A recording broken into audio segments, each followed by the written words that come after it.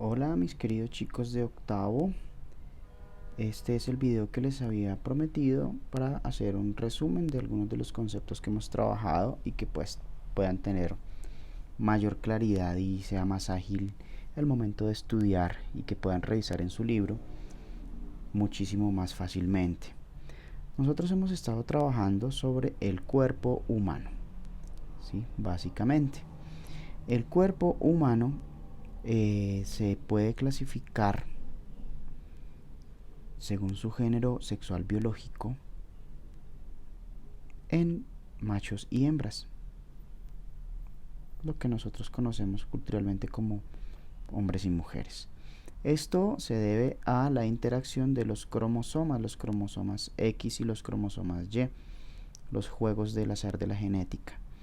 Entonces, este cuerpo humano se organiza en sistemas.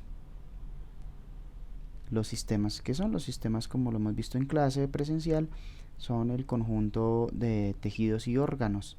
Estos sistemas los voy a empezar a explicar desde uno que ya hemos trabajado un poco, que es el sistema nervioso. ¿Listo?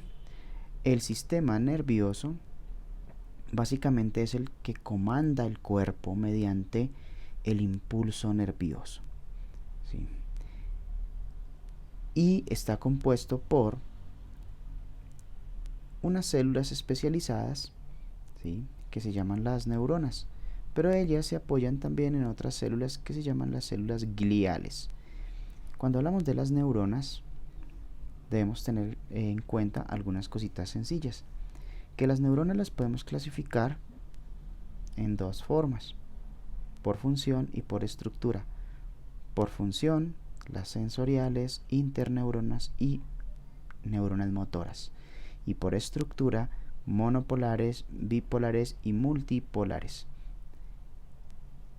Y además de ello, las células gliales que apoyan al sistema nervioso se clasifican en 4 tipos: los astrocitos, los oligodendrocitos, las células de Schwann y las microglías.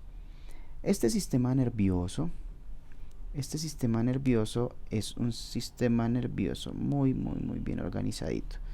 Tiene, por ejemplo, una parte que se llama el sistema nervioso central, SNC, sistema nervioso central. Se llama sistema nervioso central, mis chicos y mis chicas, porque está en medio del cuerpo, geográficamente hablando, y se compone por el encéfalo, el que tenemos dentro del cráneo muy protegido, y la médula espinal, que baja por toda la columna vertebral hasta el coxis. El encéfalo, mis queridos niños y mis queridas niñas, es una estructura compuesta por el cerebro, es decir, que dentro del cráneo no solamente está el cerebro, o sea, todo lo que está en el cerebro, en el cráneo, dentro del cráneo no es cerebro. El cerebro es solo una parte, es el encéfalo, todo el conjunto. El cerebro tiene el tálamo, tiene otra estructura que se llama cerebelo, tiene otra estructura que se llama bulbo raquídeo, tiene la corteza cerebral, tiene hipotálamo y otra cantidad de estructuras más que están allí en el cráneo, protegidas, resguardadas en esa bóveda, y se llama encéfalo todo este conjunto. Ahora, eso por el lado del sistema nervioso central, que se llama central precisamente por eso. Pero existe también la otra parte de la organización, que es el sistema nervioso periférico. Periferia es de alrededor. Aquí este monachito está representando entonces lo que aparece en rojo es el sistema nervioso central que acabamos de explicar, y las lineecitas azules corresponden a lo que sería el sistema nervioso periférico, que está en la periferia, alrededor. Este sistema nervioso periférico está organizado por los nervios y los ganglios. Los nervios están organizados en dos equipos: 12 pares de nervios craneales y 31 pares de nervios espinales, ¿sí?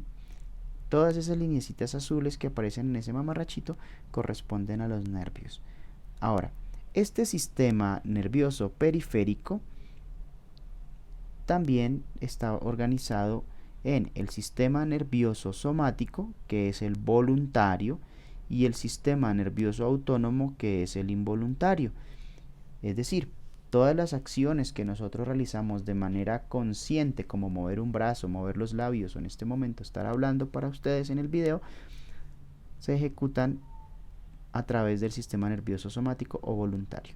Pero hay otras acciones que yo no necesito pensar para realizarlas, sino que se realizan de manera autónoma, por eso son involuntarias y son las que son reguladas por el sistema nervioso autónomo. Ahora, este sistema nervioso autónomo se divide en dos equipos.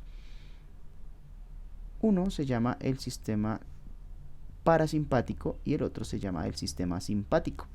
El sistema simpático es aquel que reacciona a situaciones de estrés, cuando estamos en peligro, por ejemplo, lo que hablábamos en clase, y que nuestras glándulas empiezan a trabajar y nos proveen, por ejemplo, de adrenalina. Y el parasimpático trabaja muy duro cuando estamos descansando, cuando estamos en situaciones de relajamiento, de calmación, no cuando estamos estresados. Entonces, mis queridos chicos y mis queridas chicas, para hablar de lo que nos convoca en este momento, del sistema nervioso, aquí viene la flechita verde, y luego llegar a los sentidos. En términos muy generales, nosotros conocemos desde la escuelita que tenemos el sentido de la vista, el sentido del olfato, el sentido del oído, el sentido del gusto y el sentido del tacto. Ustedes ya saben que nosotros tenemos más sentidos, pero pues vamos a hacer un pequeño repasito acá. Hablemos del sentido de la vista. Y entonces yo les había explicado en clase acá con un gráfico supremamente sencillo que tenemos el globo ocular representado acá, el globo ocular, y que ese globo ocular tiene muchas estructuras, pero voy a mencionar aquí, por ejemplo, el nervio óptico que está en la parte interna posterior del ojo, y ese nervio óptico es el que se encarga de recibir los estímulos. Ya voy a hablar de los estímulos. Existe algo que nosotros llamamos el iris, es un músculo, y ese músculo, además de que nos ayuda a controlar el movimiento de la pupila, también es el que determina el color de los ojos, como lo solemos llamar nosotros de manera muy coloquial. Cuando uno dice, ay, ¿de qué color tiene los ojos? Entonces, que los tiene verdes, que los tiene azules, que los tiene marrón. Eso es el color del músculo, y ese color está determinado por una sustancia que se llama la melanina. La melanina, que es la misma sustancia que determina el color de la piel y del cabello. Entonces, también tiene una capa protectora que se llama la córnea, y tiene detrás de esa pupila un lente que se llama el cristalino. Estas son partes muy generales para poder hacer la explicación. Resulta que nuestro ojito funciona con los estímulos de la luz. La luz que se mueve es una onda, pero pues también es partícula, eso es tema de física, no lo vamos a profundizar acá. La luz ingresa al ojo a través de la pupila, como aparecen aquí las flechitas que estoy haciendo, y luego de atravesar el cristalino, ese estímulo llega al nervio óptico, y del nervio óptico viaja hasta el cerebro, y en el cerebro es donde se interpreta lo que nosotros estamos mirando. Entonces, así muy general cómo funciona el ojo. La pupila está dilatada cuando hay poca luz, quiere decir que los músculos, el músculo del iris se dilata, se llama ese proceso, dilatación. Pero cuando hay mucha luz, entonces nuestra pupila no necesita estar tan dilatada. Entonces lo que sucede es que la pupila se contrae. Se contrae la pupila cuando hay mucha luz para que no ingrese tanta, porque no necesitamos tanta. Pueden hacer el experimento mirándose al espejo, o si tienen un gato, alúmbrenle los ojitos al gato con la linterna del celular y se van a dar cuenta cómo esa pupila cambia de tamaño en la medida que se estimula con la luz. La luz es la que nos permite la visión en este caso. Ahora, tenemos nosotros también el otro órgano del que les voy a hablar en este caso, el oído. El oído es un órgano que está dividido en tres partes. Está el oído externo, que básicamente es lo que corresponde a la oreja y la entradita del oído. Está el oído medio y está el oído interno. El oído funciona gracias a que vienen las ondas auditivas, que las he representado acá con estas líneas de color verde brillante. Las ondas auditivas que se desplazan utilizando el aire, por ejemplo, porque también se pueden desplazar utilizando otras sustancias como el agua, y esas ondas ingresan al oído, moviendo el tímpano. Entonces, ¿qué es el tímpano? Les explicaba en clase hace unos días que el tímpano básicamente es una membrana, como si fuera el cuero de un tambor muy templado. Entonces, al ingresar al oído estas ondas, ellas golpean esa membrana como cuando uno le da golpecitos a un tambor, al cuerito de un tambor, y hace que vibre. Estas vibraciones del tímpano son las que van a viajar hasta el nervio vestíbulo coclear, ¿sí?, que está ubicado más o menos acá. Ustedes pueden ir revisando también en su libro, en donde está lo de la estructura del oído. Y en el nervio vestíbulo coclear se hace una interpretación de esa vibración, que se transforma en impulso nervioso y luego va viajando hasta el cerebro, y en el cerebro es donde nosotros escuchamos. Entonces, ahí mencionando solamente esos dos, luego en otro video voy a hablar de los otros órganos de los sentidos, de los otros sentidos, pero pues acá tenemos nosotros a este chico Zen haciendo yoga en una posición que ni siquiera sé si existe porque tiene sus piecitos acá juntos. Y ¿qué pasa? Nosotros estamos expuestos a diferentes cambios ambientales, como los cambios de la temperatura, la luz, estímulos químicos que llegan, por ejemplo, a través del olfato, del gusto. Estamos expuestos al sonido, y este sistema nervioso del que hablamos al principio del video, este sistema nervioso es constantemente estimulado de diferentes maneras. Los sentidos nos permiten comunicarnos con el exterior, nos permiten identificar lo que está pasando alrededor de nosotros, pero también nos permite identificar lo que pasa dentro de nosotros. ¿Listo? Entonces, cuando nosotros estamos hablando de este asunto de los sentidos, pues tenemos que hablar necesariamente de que los sentidos nos pueden estresar. El estímulo constante de los sentidos nos puede estresar. Entonces, acá tengo esta representación para hablarles un poco del tema. Resulta que este pobre sujeto que tiene la mirada perdida, está pensando en 10.000 cosas. Él tiene problemas económicos como cualquier colombiano. Él tiene problemas emocionales. Él tiene un jefe que lo trata muy mal. Maldito insecto. Él tiene que desplazarse en el transporte masivo de la ciudad, entonces le toca montarse en esos Transmilenios. Él tiene mucho trabajo porque está estudiando, entonces también tiene muchísimas tareas, y además de eso está bombardeado de noticias todo el tiempo del COVID-19, que si ya se acaba la cuarentena, que si no se acaba, que si nos contagiamos, que si no nos contagiamos. Pero además de eso, como cualquier persona, tiene sus redes sociales, y entonces él se enfrasca a veces en unas tremendas discusiones y debates en Facebook, o le llegan las 10.000 cadenas de WhatsApp, o también tiene situaciones que lo alteran emocionalmente en Instagram, y etcétera, cantidad de situaciones que lo están bombardeando constantemente, lo están bombardeando diariamente. Este pobre hombre es víctima de la vida moderna.